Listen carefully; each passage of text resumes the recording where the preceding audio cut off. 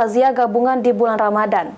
TNI, Polri, Dishub, Subdenpom, dan Pol PP dilakukan di perbatasan wilayah Prabu Muli, Muara Enim.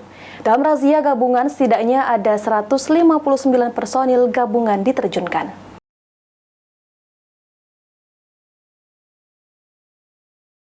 Razia gabungan Polres Prabu Muli dan Polres Muara Enim di wilayah perbatasan Kota Prabu Muli dan Kabupaten Muara Enim di bulan Ramadan ini merupakan atensi dari Kapolda Sumsel.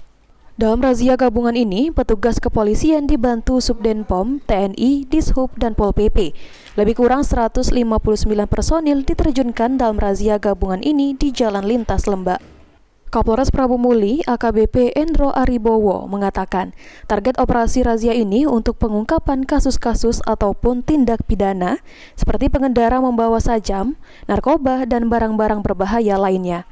Baik, malam ini Polres Prabu Muli melaksanakan kegiatan razia dalam rangka operasi Pekat Musi tahun 2024. Seiring dengan perintah dari pimpinan Bapak Kapolda Sumatera Selatan, malam ini Polres Prabu Muli bergabung dengan Polres Muara Enim, dibantu teman-teman dari TNI, Padang Ramil, kemudian dari Subdenpom Prabu Muli, kemudian dari Dinas Perhubungan dan Satpol PP. Dari hasil razia gabungan ini, petugas berhasil mengamankan 4 kendaraan roda 2 yang tidak bisa menunjukkan surat-suratnya dan dilakukan tindakan tilang. Anggi Perkasa, PAL TV.